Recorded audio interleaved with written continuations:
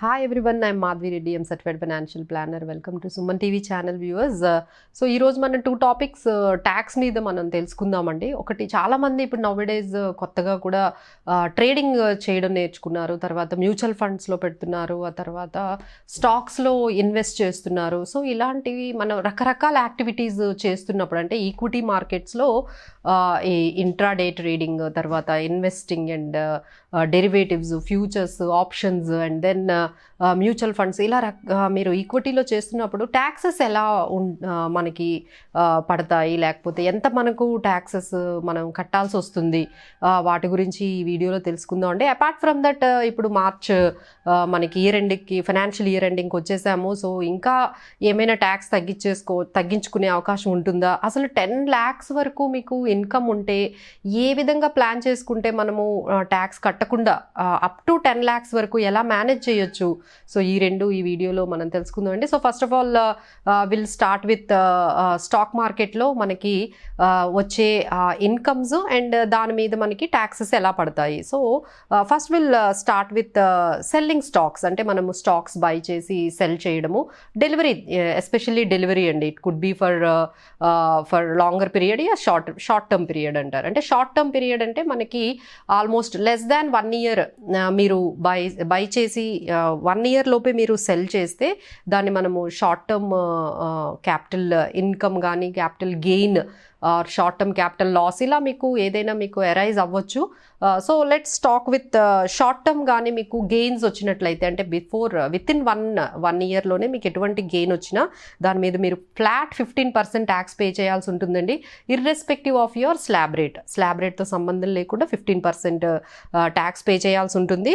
ఇక short term capital loss వస్తే దాన్ని సెట్ ఆఫ్ చేసుకోవచ్చా, so it can be adjusted అండి. It can be adjusted. మీకున్న షార్ట్ టర్మ్ క్యాపిటల్ లాసెస్ని మీరు లాంగ్ టర్మ్ క్యాపిటల్ లాసెస్తో కానీ షార్ట్ టర్మ్ క్యాపిటల్ లాసెస్తో కానీ మీరు అడ్జస్ట్ చేసుకోవచ్చు అప్ టు 8 years వరకు. So this is the information. Now will move on to the long term. అంటే మోర్ దాన్ 1 year మీరు తర్వాత 1 year తర్వాత మీకు ఏమైనా సెల్ చేసినప్పుడు ఇన్కమ్ కానీ గెయిన్ కానీ అరైవ్ అయినప్పుడు so you have to pay 10% tax above 1 lakh. అంటే మీకు ఒక 3 lakhs మీరు పర్చేస్ చేశారు, 5 lakhsకి మీరు అమ్మేశారు, అంటే మీ గెయిన్ అక్కడ 2 lakhs వచ్చింది. అది ఆఫ్టర్ 2 years తర్వాత. సో ఈ 2 lakhs మీద మనకి ఫస్ట్ 1 lakh వరకు ట్యాక్స్ ఉండదండి. ఆ తర్వాత ఇంకా మిగతా ఉన్న ఆ 1 lakh మీద మీకు 10% ట్యాక్స్ పడుతుంది, అంటే ఆల్మోస్ట్ 10,000 మీరు కట్టాల్సి ఉంటుంది. So this is for long term capital gain tax.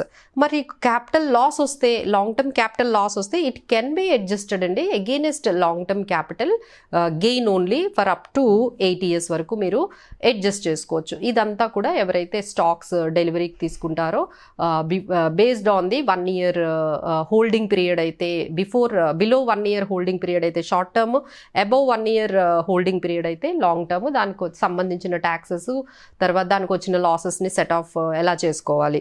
Next intraday trading. So నౌడేస్ everyone is doing intraday trading. So దీన్ని మనము ఇందులో వచ్చిన గెయిన్ని మనము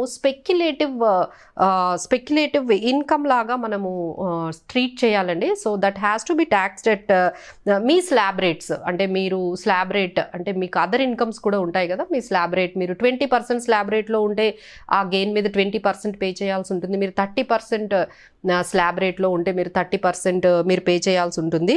అండ్ తర్వాత మీకు ఏదైనా క్యాపిటల్ లాస్ వచ్చినట్లయితే సో అంటే ఈ పర్టికులర్ మనం తీసుకున్న ఇంట్రాడే ట్రేడింగ్లో వచ్చిన క్యాపిటల్ లాసెస్ స్పెక్యులేటివ్ ఇన్కమ్, అలాగే ఇది స్పెక్యులేటివ్ లాస్.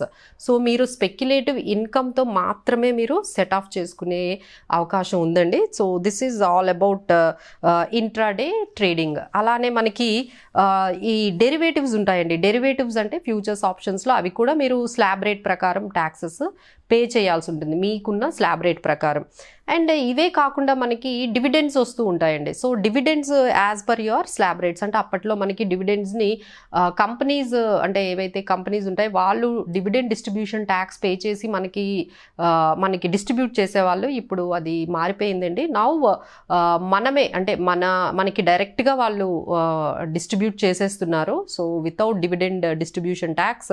సో అందుకనే మనకి ఇండివిజువల్స్కి వాళ్ళ స్లాబ్ రేట్ ప్రకారం డివిడెండ్స్ ఎంత వస్తే వాటి మీద మనం పే చేయాల్సి ఉంటుంది. So this is in short about taxes under equity. So now will move on to the ఎవరికైతే ఈ 10 lakhs వరకు ఇన్కమ్ ఉంటుందో, ఎగ్జాంపుల్ ఒక శాలరీడ్ పర్సన్ ఉన్నారు. సో ఆయనకు ఒక 10 lakhs ఇన్కమ్ వచ్చేంత వరకు, అంటే 10 lakhs వరకు కూడా మనం ట్యాక్స్ కట్టకుండా మనం ప్లాన్ చేసుకోవచ్చు అండి. Let's see how we can do that. So in this example I have taken income from salary is 10 lakhs. So మనము ఎలాంటి డిడక్షన్స్ తీసుకోవచ్చు? స్టాండర్డ్ డిడక్షన్ శాలరీడ్ పీపుల్కి 50,000 చేశారు. So that is the first deduction. And then eighty C మీ అందరికీ తెలుసు, అది 1,50,000 వరకు. So you have so many options for eighty C. PF ఉంటుంది, మీకు ఎన్ఎస్సి సర్టిఫికేట్స్ ఉంటాయి, ఈఎల్ఎస్ఎస్ ఉంటుంది, ఇన్సూరెన్స్ ప్రీమియమ్స్ ఉంటాయి, ట్యూషన్ ఫీజులు ఉంటాయి, and home loan principal amount ఉంటుంది. సో నవ్వేడేస్ 1,50,000 ఈజీగా మీరు అయిపోతుందండి. అండ్ దెన్ ఏటీసీసీడి అంటారండి, ఇది ఎన్పిఎస్.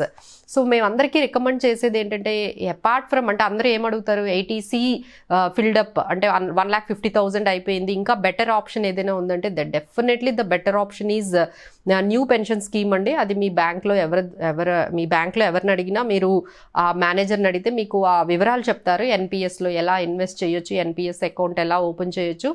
సో దీనివల్ల మీకు అప్ టు 50,000 వరకు ఎగ్జంప్షన్ రావడమే కాకుండా 9 to 10% వరకు మీకు డీసెంట్ రిటర్న్స్ కూడా వస్తాయండి. So this is we recommend to open NPS account ఒకటి ఓపెన్ చేసి 50,000 వరకు మీరు ఇన్వెస్ట్ చేసుకోండి. So returns as well as tax exemption కూడా ఉంటుంది. అండ్ నెక్స్ట్ వన్ 24B అంటే interest on home loan.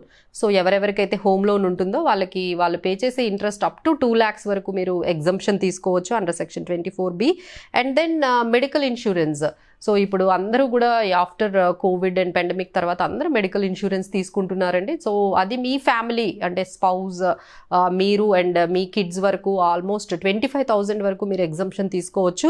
And మీ పేరెంట్స్కి ఇంకా అనదర్ 50,000 వరకు మీరు ఎగ్జంప్షన్ తీసుకోవచ్చు. So all these standard deduction, ATC, NPS, home loan on interest and medical insurance, ఇవన్నీ మీకు మీ పేరెంట్స్కి ఇవన్నీ కలిపి మనకు ఆల్మోస్ట్ 5,25,000 ఉంటాయండి. సో అందులో మీరు 10 lakhs తీసినట్లయితే 4,75,000. So up to 5 lakhs వరకు మనము మ్యాక్సిమం ట్యాక్సెస్ పే చేయకుండా, మీరు ఈ 10 lakhs ఇన్కమ్ వచ్చిన అంతవరకు 10 lakhs ఇన్కమ్ వరకు వచ్చినా సరే దాని మీద ట్యాక్సెస్ పే చేయకుండా మీరు ఈ విధంగా మీరు ప్లాన్ చేసుకున్నట్లయితే that would be a probable, అంటే మీకు రిటర్న్స్తో పాటు మెడికల్ ఇన్సూరెన్స్ ఇలాంటి కవరేజ్తో పాటు బెటర్ రిటర్న్స్ వస్తాయి.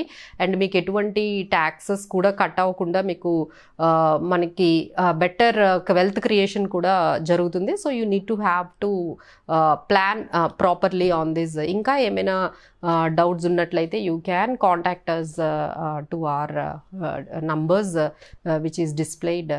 Thank you so much.